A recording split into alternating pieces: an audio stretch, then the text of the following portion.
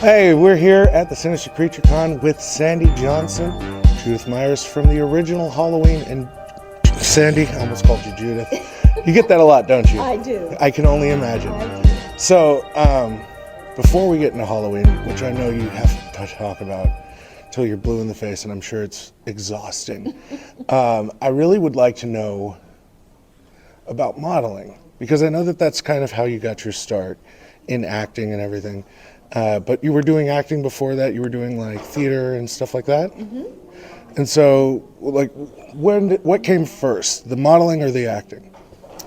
Well, I was very dramatic even as a little kid. I think we all are. Yeah, I mean, I wanted to play teacher and have all the neighbors come and be my students, all that when I was young. So, But I also loved to dance. And then I think it was like middle school where I entered a modeling school for lessons there. And then I had an uncle who thought I should be in beauty contests. So he was always entering me in beauty contests. And so it was kind of all So instead of a stage mom, it was a stage uncle? Yes, it was a stage Very uncle. nice. He really thought I was pretty and needed to be in modeling and stuff. So he was, yeah. Now, does that make your Important school experience easier or harder? Knowing that you're coming from a place where you're a model and people are looking at you and they're thinking, oh, you're so wonderful. And then to go back to doing regular, normal school stuff, is that like... I really didn't talk about it much. I wasn't really always, I had a really good friend that I'm still friends with, and I just kind of kept it quiet. That's just what I did when I went away from school. And so I know that it was a family illness that kind of led you down your path, and we don't need to dwell on that because that's, personal stuff.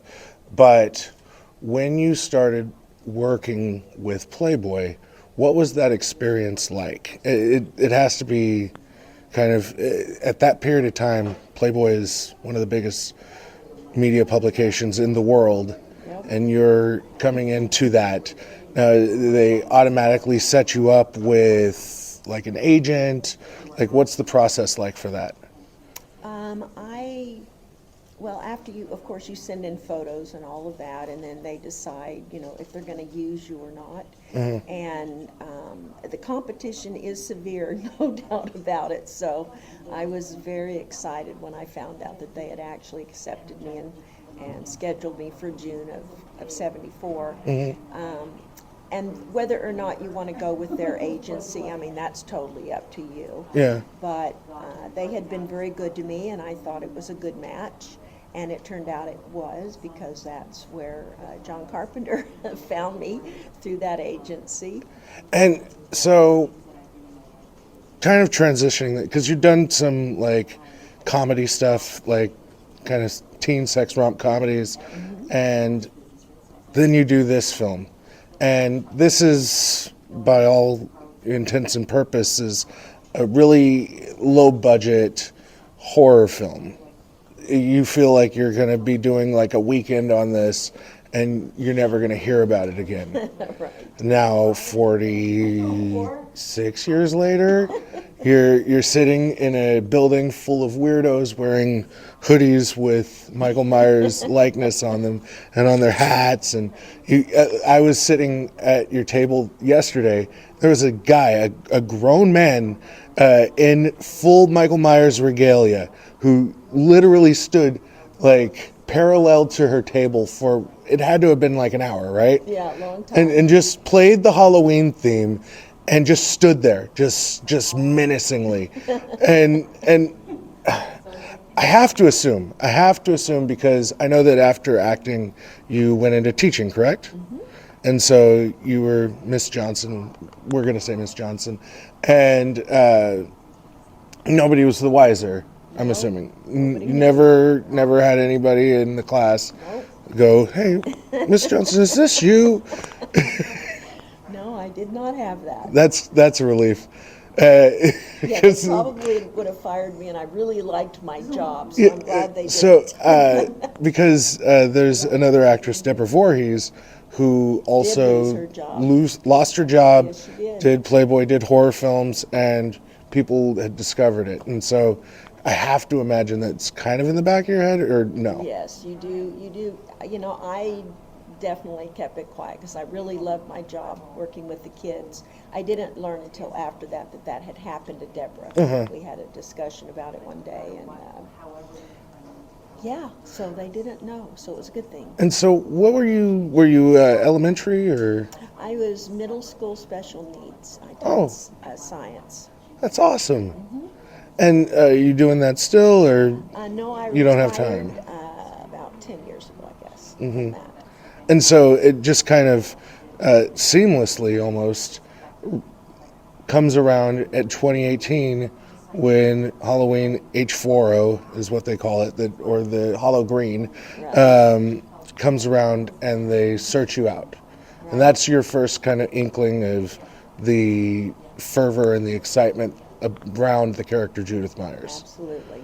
I mean, I'm sure you That's were what I aware of found Michael out. Myers, right? Yes, Michael Myers, but I really hadn't, because of my teaching and everything, I was just so involved with that that I just didn't think about my past or other things.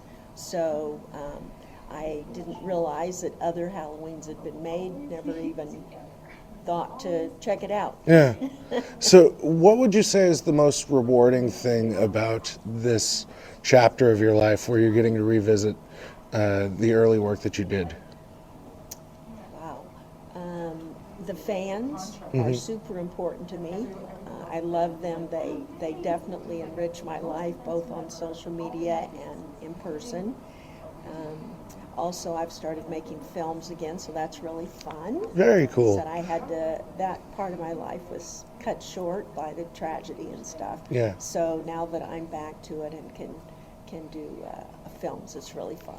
So, I have to assume that the casting process is a little bit different than, John Carpenter saying, yeah, that's the girl. Yeah, it is different because we live kind of rural. I'm not really close to some place that I could go on a lot of interviews or anything. So usually when people reach out to me, they're reaching out because they want me to do the role. And Yeah. I don't normally have to go and interview and Don't have to zoom in anything or anything like that. usually they just send me the script and say, do you want to do this? So that makes it really nice because of where I live. Yeah. And this is nothing to do with horror, but one of the things that I've noticed about you over the course of the weekend is how gracious you are. And I just wanted to tell you, and this again has nothing to do with anything, that it's really admirable the way that you handle people that come to your table. You give everybody time, and you're very caring with every single person that crosses your table. And I have to assume that that's part of being a teacher. Yes, Probably. because And the just kind of that even people. temperament because like I said, there was a guy literally standing feet away from her, just hunched like this and scowling, and it's like, after that, it's like, nope, I'm done. We're calling it a day. Goodbye, you guys. It's been cool. But I want to thank you again just so much for your time, Sandy. This has been an absolute pleasure. Where can they find you on social media? At unicornsandyj.com is my website. Also, I am the real Sandy Johnson on Facebook and Unicorn Sandy J on Instagram. Perfect. Awesome. Well, thank you very much. You have a great course. day. I hope you enjoy the rest of the con. And I hope Sinister Creature Con has been treating you well. Excellent. There's this one guy that's just been bugging the crap out of you all weekend. I know it.